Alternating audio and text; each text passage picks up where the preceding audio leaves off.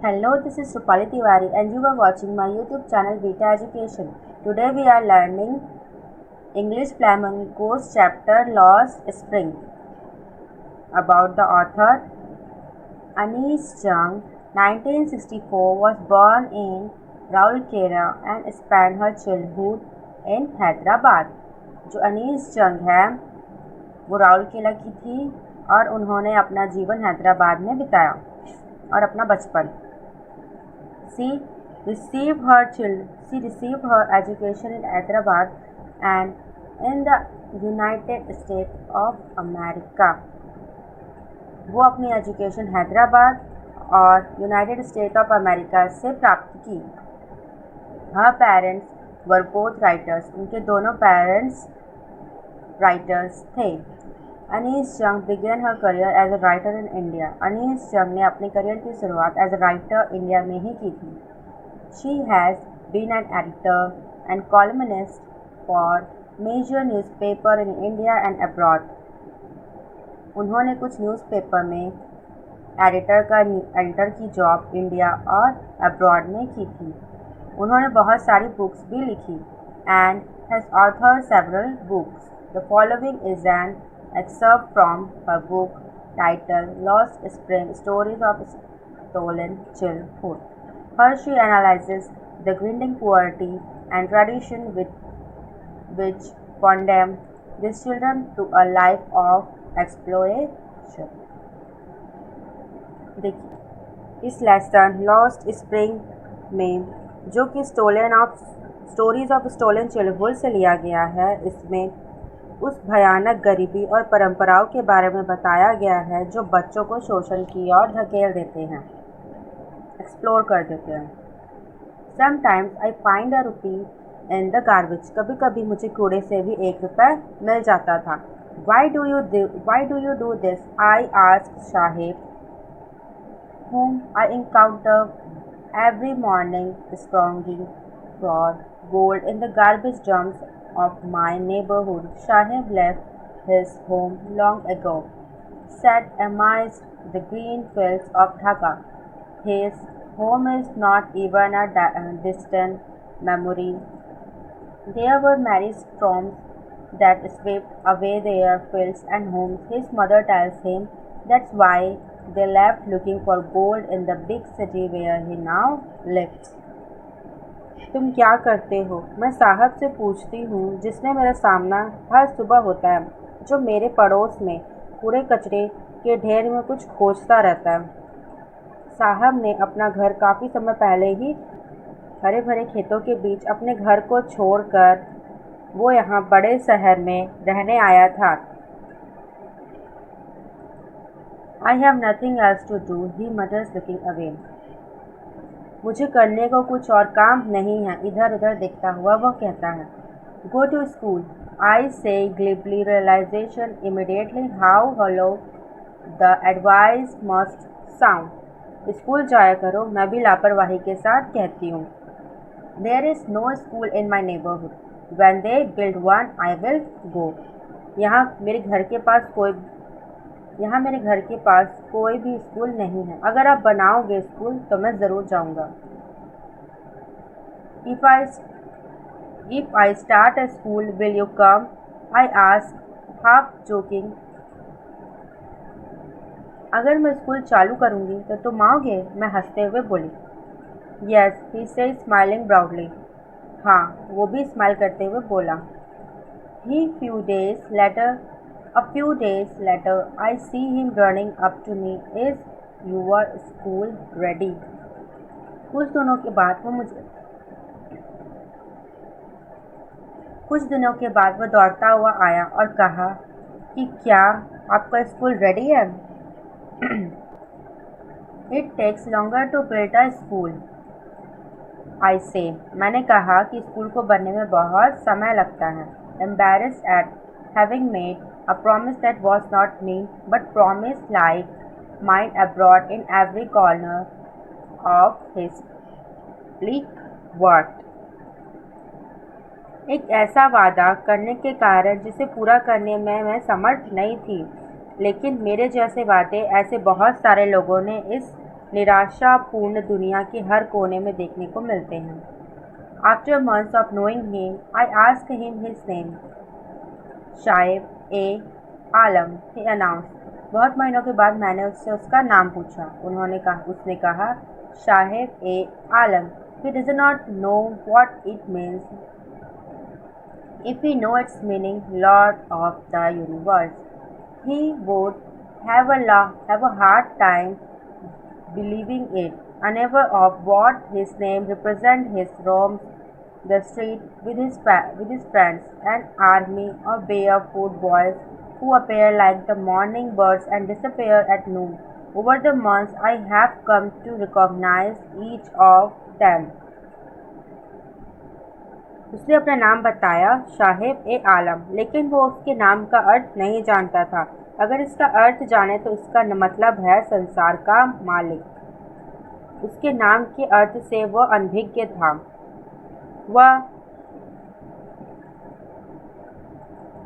वह लड़कों की फौज के साथ सुबह सुबह पक्षियों की भांति दिखाई देता था और दोपहर तक वो गायब हो जाता था।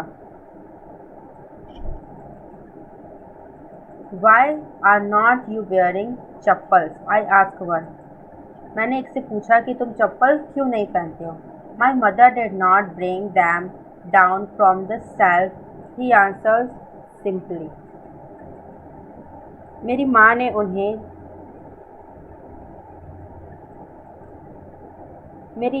उन्हें शेल्फ से नीचे नहीं उतारा है।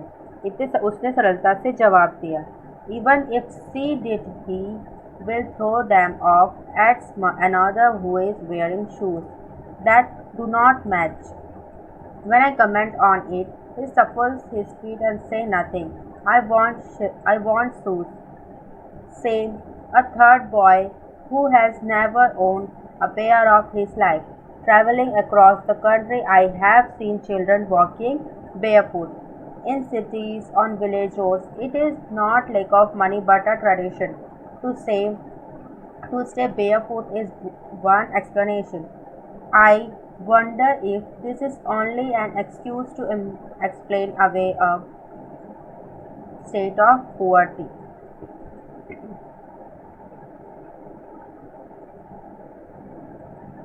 अगर उसने उतार कर दे भी दिया तो वो उसे फेंक देगा, दूसरे लड़के ने बताया जिसने बेमेल जूते पहने रखे थे। जब मैं इस पर कहती हूँ तो वह अपने पैरों को इधर उधर घसीटता है और कुछ भी नहीं कहता। मुझे जूतों की आवश्यकता है, एक तीसरा लड़के ने कहा, जिसके पास जिंदगी भर से जूते ही नहीं थे। देश भर में घूमने के बाद भी मैंने ऐसे बहुत सारे बच्चों को देखा है जो बिना चप्पलों के चलते हैं, और उनसे पूछे जाने पर कि तुमने चप्पलें क्यों नहीं पहनी तो वो ऐसा कहते हैं कि वो बहाना बनाते हैं। बहाना तो सिर्फ एक कारण है अपनी दरिद्रता को छुपाने का। I remember a story. A man from Udupi once told me as a young boy he would go to school past an old temple where his father was a priest. He would stop briefly at the temple and pray for a pair of shoes. 30 years later, I visit his town and the temple, which was now thrown in an air of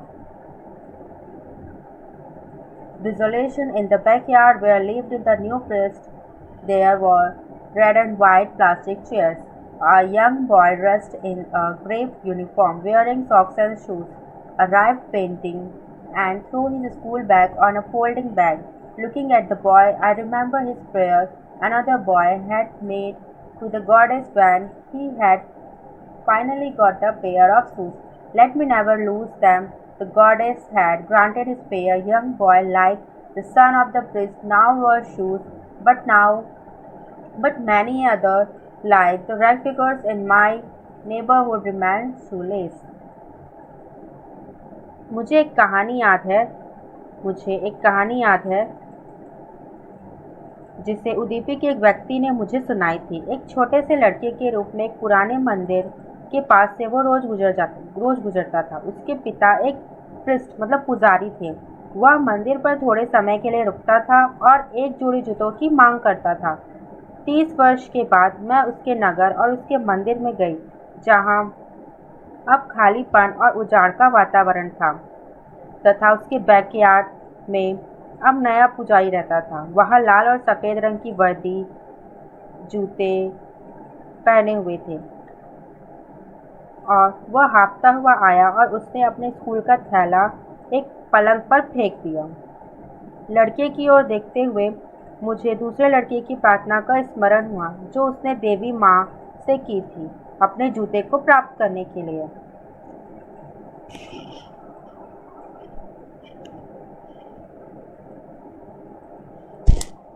कि मैं इस जूते को कभी भी नहीं खोऊंगा। देवी ने उसकी प्रार्थना स्वीकार कर ली और वर्तमान पुजारी के पुत्र के जैसे ही लड़के अब जूते भी पहनते हैं। लेकिन कई ऐसे और अन्य जैसे मेरे पड़ोस के कचरा बिनने वाले लड़के आज भी जूतों के बिना ही घूमते हैं। माई माई My acquaintance with the barefoot rugbyers lead me to Simapuri, a place on the periphery of Delhi yet miles away from it. Metaphorically, those who live here are squatters who come from Bangladesh back in 1971. Sahib's family is among them. Simapuri was then a wilderness.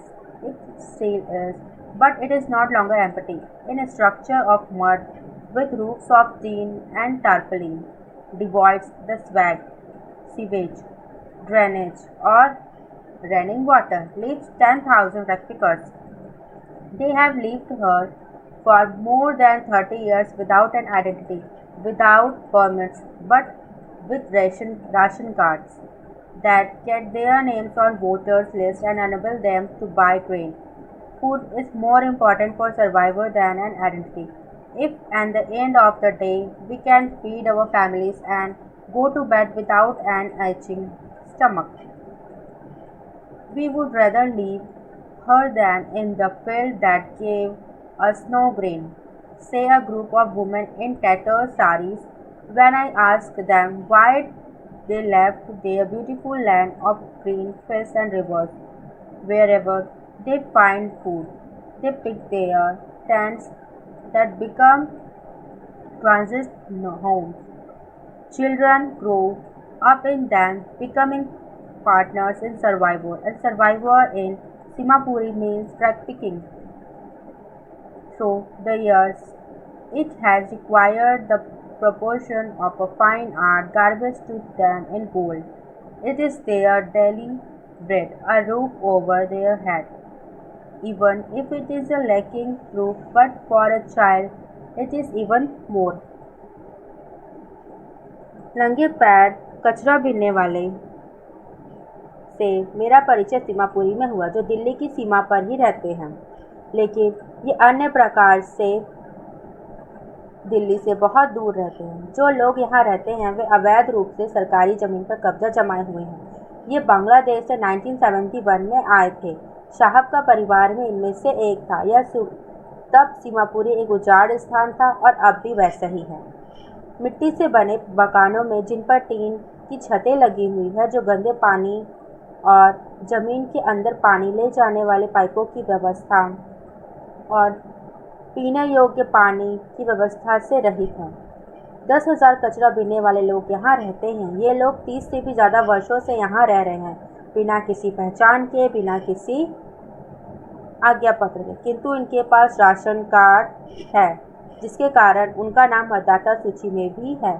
उन्हें मतदाता सूची में नाम होने से ज़्यादा ration card की चिंता है, ताकि उन्हें भोजन मिल सके और अगर दिन के अंत में हम अपने परिवारों को भोजन खिला सकते हैं और बिना पेट में दर्द के सो सकते हैं इन्हीं राशन कार्ड के कारण, तो हम यहाँ रहना चाहेंगे, बजाय उन खेतों पर जो हमें अनाज भी नहीं देते।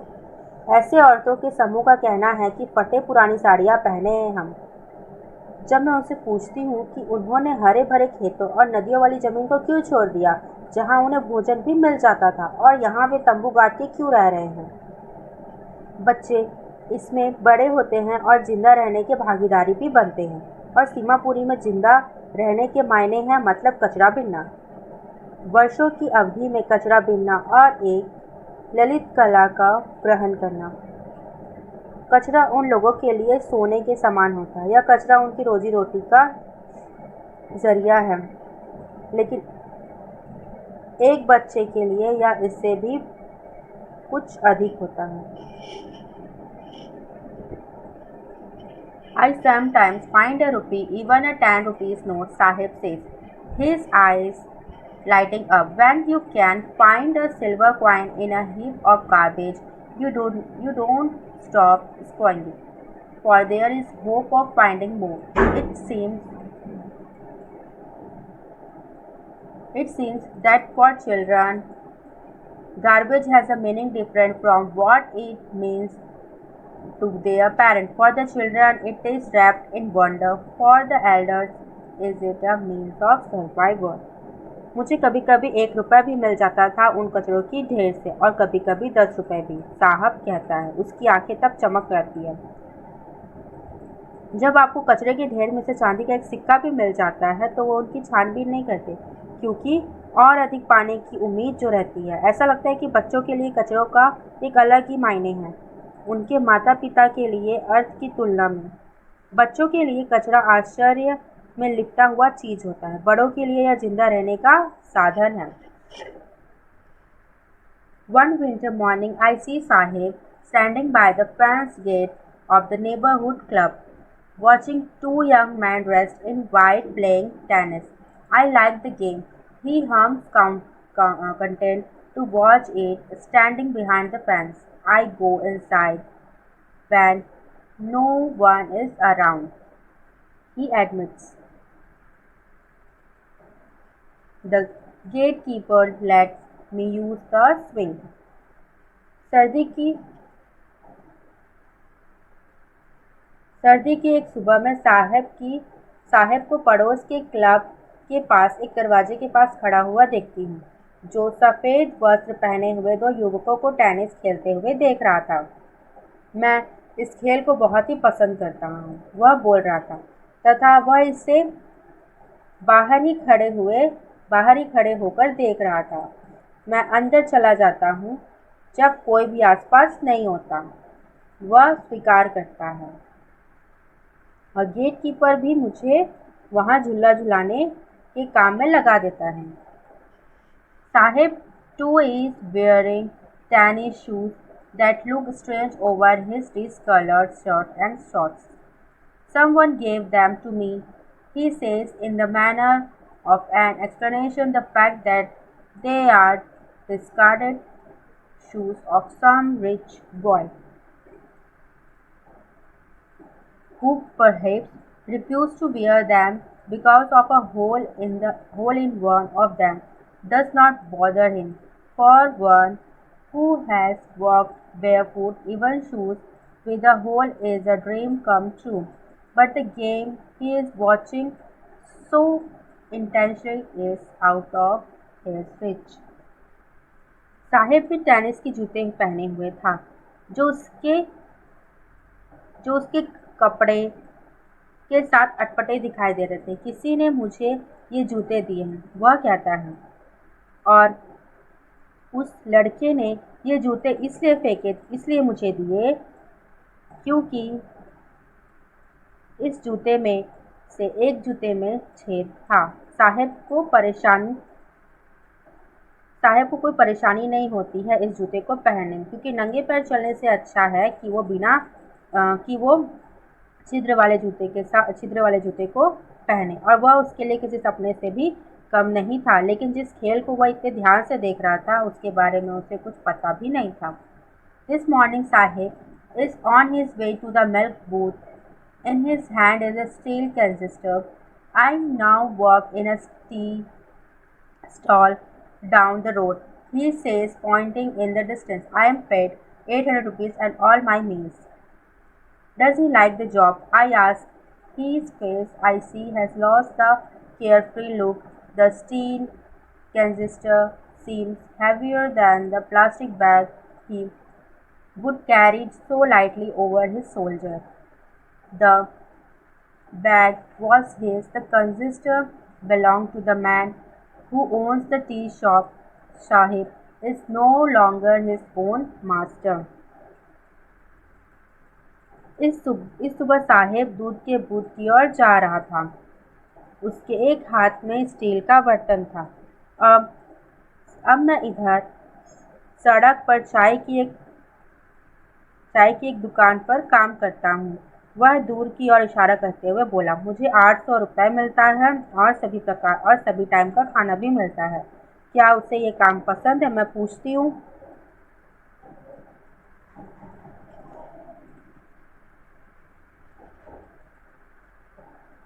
क्या उसे ये काम पसंद है? मैं पूछती हूँ तो वो कहता है,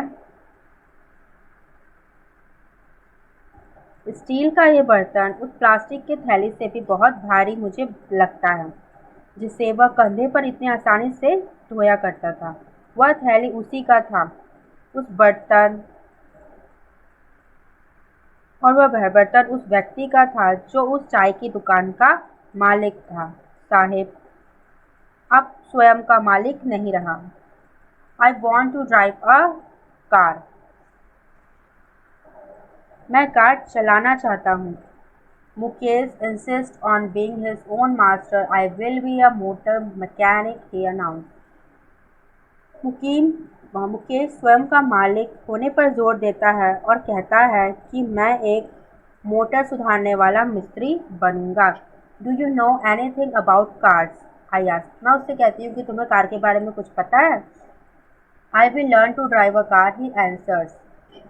Looking straight into my eyes, his dream looms like a mirage amidst the dust of the street that fills his town, Firozabad. Famous for its bangles, every other family in Firozabad is making bangles. It is the center of India's glass blowing industry where families have spent generations working around furnaces, welding glass, making bangles for all the women in the land it strings. मैं car चलाना सीख लूँगा, वह कहता है, सीधे मेरी आंखों में देखते हुए। उसका सपना मुझे फिरोजाबाद नामक शहर के गलियों में भरी धूल के समान अस्पष्ट दिखाई देता है। यह शहर यहाँ की चूड़ियों के लिए प्रसिद्ध है। फिरोजाबाद का हर दूसरा परिवार चूड़ियाँ बनाने में लगा हुआ रहता है। यह भारत का कांच धमन उद्योग का केंद्र, जहाँ के परिवार की कई पीढ़ियाँ इस कांच के फैक्ट्री में काम करती है और चूड़ियाँ बनाने का काम करती है। Mukesh family is among them.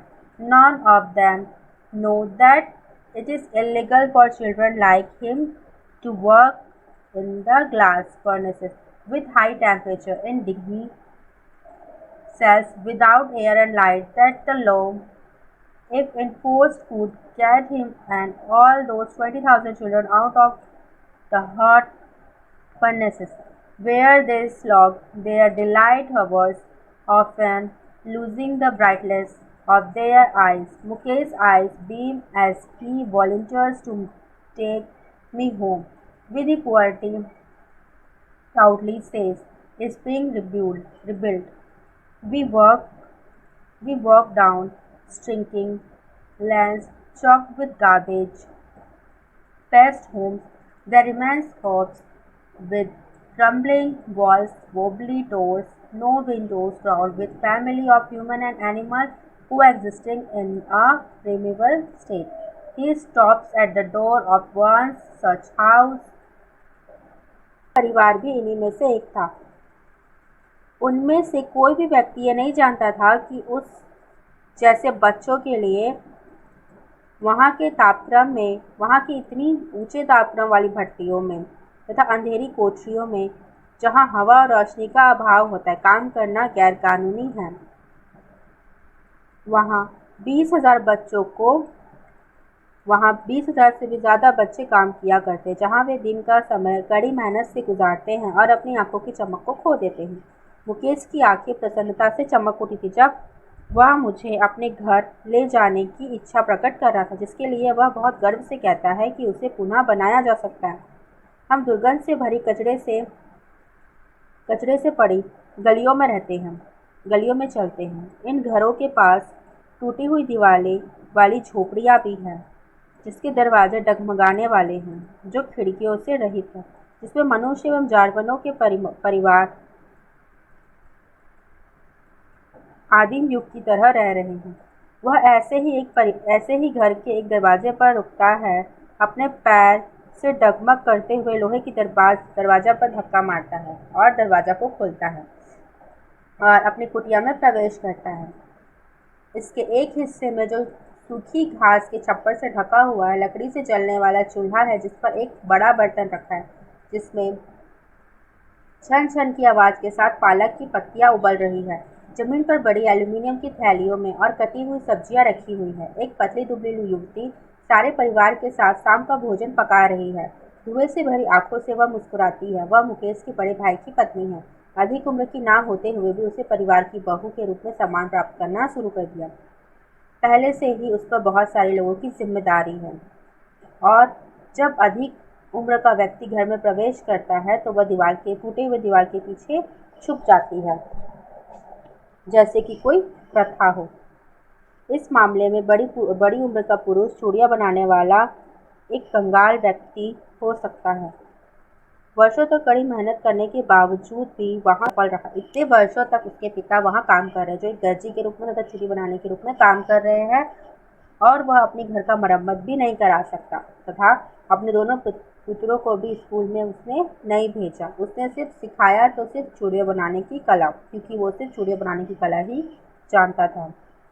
It is Karam, his destiny, says Mukesh's grandmother, who has watched her own husband go blind with the dust from polishing the glass of bangles.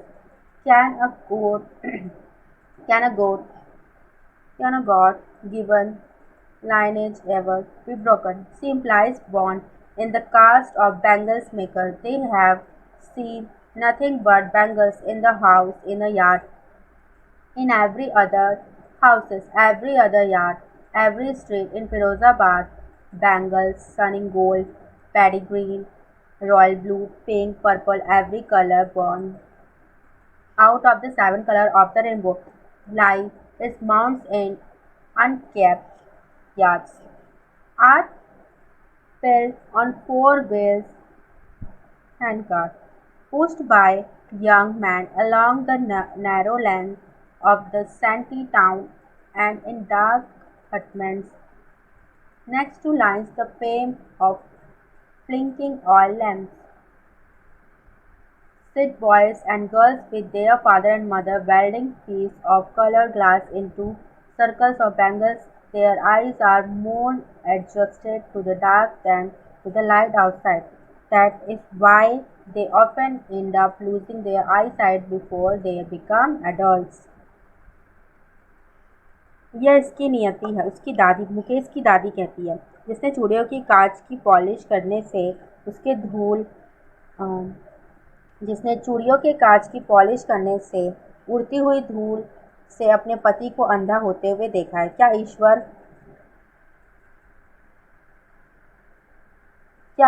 इस वंश परंपरा को तोड़ सकता है? चूड़ियाँ बनाने वालों की जाति में पैदा होकर उसने चूड़ियों के अतिरिक्त और कुछ भी नहीं देखा। घर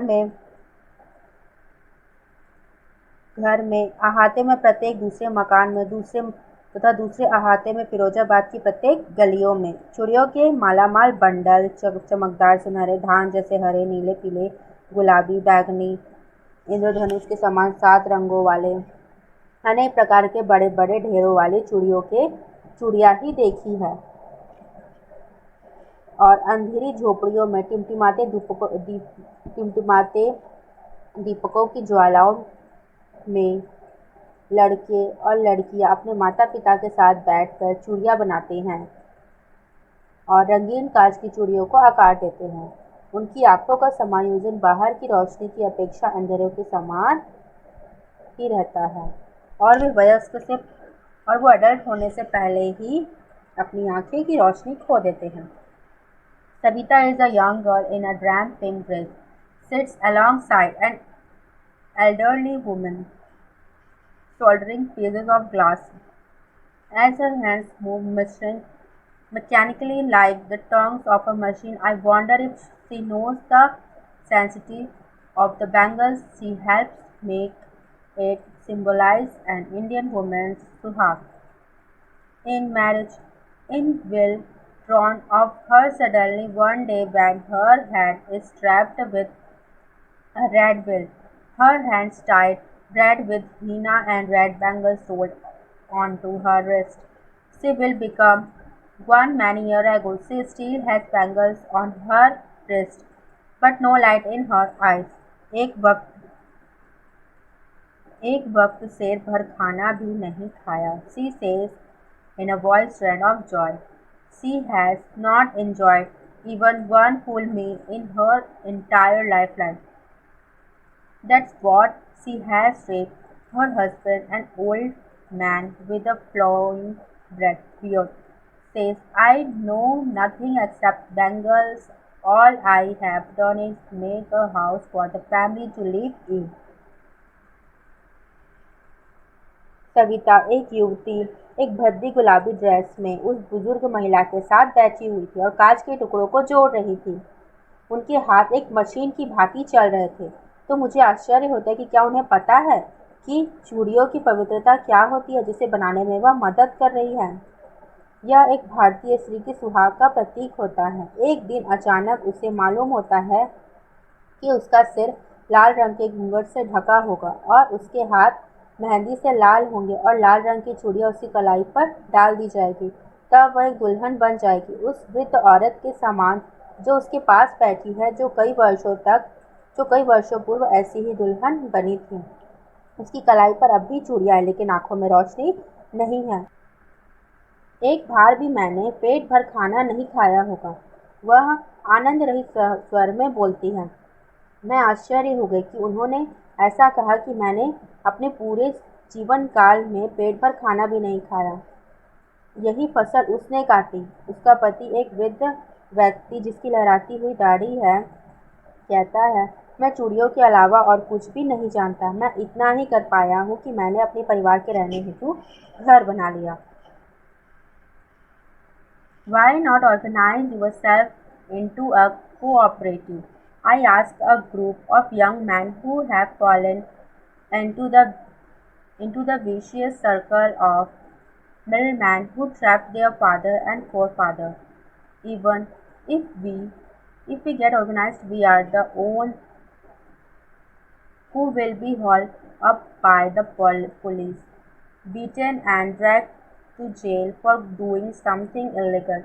They say there is no leader among them, no one who could help them see things differently. Their father asks as tired as they are.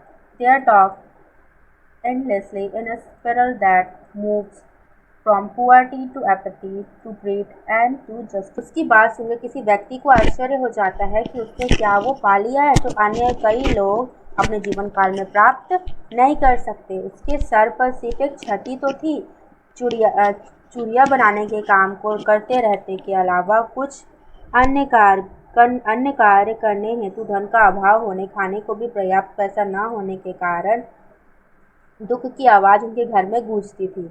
युवा लोग अपनों से बड़ों का विलाप को दोहराते थे। ऐसे लगता है कि फिरोजाबाद में समय के साथ कुछ नहीं बदला। वर्षों की चेतना शून्य कर देने वाली मेहनत ने पहल करने की सारी क्षमता और स्वप्न देखना भी छोड़ दिया था। आप लोग सहकारिता में संगठित क्यों नहीं हो जाते? मैं युवकों को एक समूह से पूछती हूँ तो उन बिचौलियों के कुचक्र में फंस गए हैं जिन्होंने अपने पिताओं तथा पूर्वजों को फांस लिया था। अगर हम संगठित हो जाएंगे तो हमें भी पुलिस के द्वारा घसीट लिया जाएगा और पीटा जाएगा और जेल में डाल दिया जाएगा किसी गैर कानूनी कार्य के अपराध में। वे कहते हैं उन लोगों के बीच कोई मार्गदर्शक नहीं है, कोई भी ऐसा व्यक्ति नहीं है जो उन्हें भिन्न प्रकार से देखने में मदद कर सके।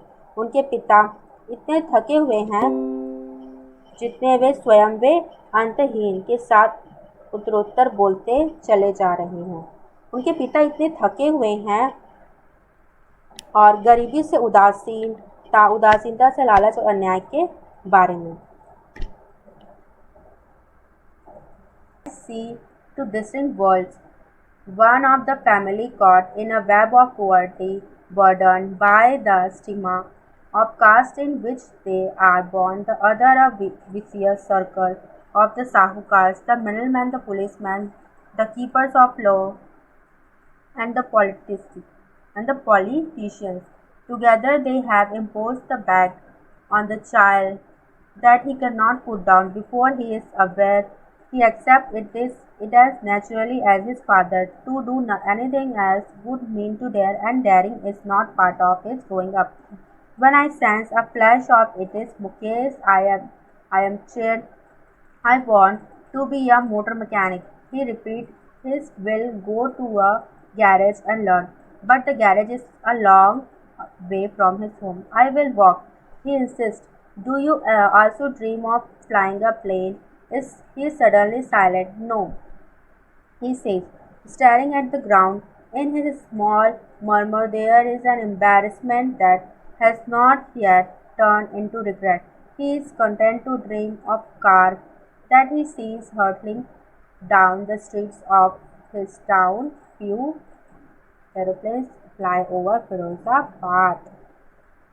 उसकी बातें उसकी बातें सुनते हुए मुझे दो दुनिया दिखाई दे रही थी। एक परिवार जो दुनिया की गरीबी के जाल में फंसा हुआ है और एक परिवार जो साहूकार, पुलिस वालों और कानून वालों के कुचक्र की दुनिया।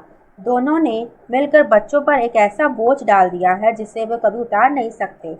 एहसास होने से पूर्व ही वह उतने ही स्वाभाविक रूप से स्वीकार कर लेता है जितने स्वाभाविक रूप से उसके पिता तथा उसके पिता ने उसे स्वीकार किया है। इसके अलावा कुछ और करना उनके लिए चुनौती देना टाइप हो जाता है। जब मैं मुकेश में इस बात की चमक देखती हूँ तो मैं प्रसन्न होती हूँ कि मुझे एक मोटर सुधारने वाले मिस्त्री बनना चाहता हूँ, मुकेश कहता है और बार बार कहता है। वह किसी गैरेज में जाएगा और काम सीख लेगा, लेकिन गैरेज उसके घर से बहुत दूर है। मैं पैदल चला जाऊँगा। वह जोर से कहता है, क्या तुम हवाई जहाज़ पर उड़ने का सपना नहीं देखना चाहते? वह अचानक चुप हो जाता है, बोलता है नहीं। वह कहता है कि ज़मीन की ओर घूमते हुए उसकी छोटी सी गुनगुनाहट में एक एम्बैरेसमेंट का भाव होता है, एक लज्जा का भाव होता है जो अभी पश्चाताप में परिवर्तित नहीं हुआ है। यह कारों का सपना देखकर ही संतुष्ट है जिन्हें वह अपनी शहर की गलियों में दौड़ते हुए देखना चाहता है। वह मुश्किल से ही फिरोजाबाद में वायुयान को उड़ते हुए देखा होगा। अब NCERT question, What could be some of the reason for a migration of people from village to city? तो गांव से शहर आने का क्या कारण था? गांव से शहर आने का कारण था कि people usually migrate from village to cities in source of work. वो काम की तलाश में यहाँ आए थे। In village there are not much opportunity of finding work for livelihood because other than agriculture there is not anything that one can do to support one's family. Earlier the landless laborers who used to work on the fields of the big farmers are now thrown out of work due to the mechanization of the farming techniques. ये इसका answer है कि वे लोग गांव छोड़कर अपने घर क्यों आए थे। Second, would you agree that promises made to poor children are rarely kept? Why do you think what happened in the incident narrated in the text? क्या आप इसमें ये बोल रहा है कि क्या आप एग्री करते हैं कि बच्चों को किए गए वादे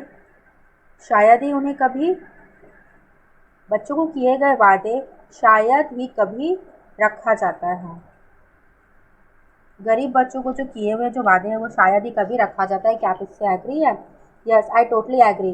this is a hypothetical world that we lived in. हम जहाँ रहते हैं वो एक हाइपोथेटिकल वर्ड है, मतलब पाखंडी दुनिया है। Our love for the poor and the downfall is superficial.